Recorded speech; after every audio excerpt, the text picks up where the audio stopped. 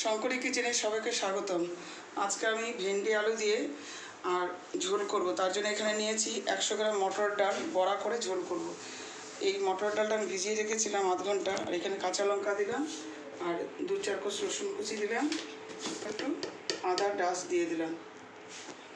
ডালটাকে পেস্ট করে নেব। ব্যাস, ডালটা আমার পেস্ট করা হয়ে গেছে। এখানে আমি সামান্য আন্দাজ মতো লবণ দিয়ে দিলাম, আর ডিম ভেঙে দিয়ে দিলাম।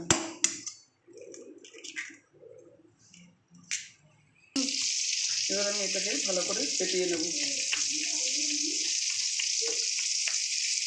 এখানে আমি একটু কালো জিরে দিয়ে দিলাম।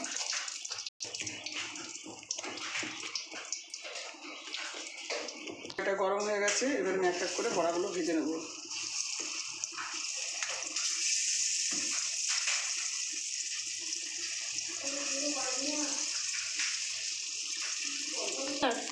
এই যে আমার বড়াগুলো সব ভাজা হয়ে গেছে।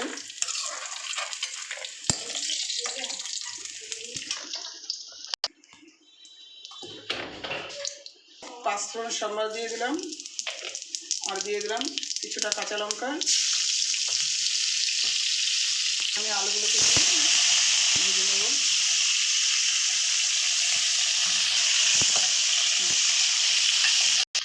বল, আমার আলুটা ভাজা হয়ে গেছে। এবার আমি ভেন্ডিটা ভেজে নেব। এগুলোকে দিয়ে দিলাম। আমি ভেন্ডির ঝোল করবো, কিন্তু কোনো লোদ লোদ হবে না। সেখানে আমি 1 চামচ লবণ দিয়ে দিলাম। এবার সেটা ভালো করে ভেজে নেব। এই যে ভেন্ডিগুলো আমার ভাজা হয়ে গেছে। আমি ভেন্ডিগুলো বলতে ভুলে গেছি, আমি মাঝখান দিয়ে একটু একটু হালকা চিড়ে নিয়েছিলাম। এবার আমি আলুগুলোকে দিয়ে দিলাম একসাথে।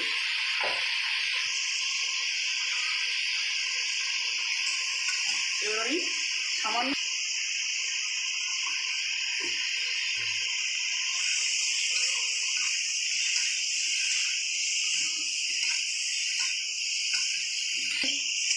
এর মধ্যে কোনো মশলা লাগবে না, শুধু কাঁচা লঙ্কা চিড়ে আর পাঁচফোড়ন দিয়ে বড়া ভেজে হালকা পাতলা ঝোল করবেন।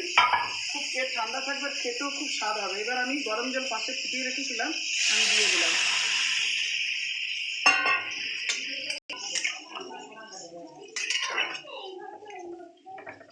এই যে আমার আলু ভেন্ডি সব সেদ্ধ হয়ে গেছে।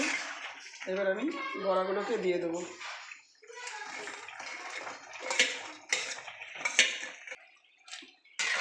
আর একটু সামান্য লবণ দিয়ে দিলাম।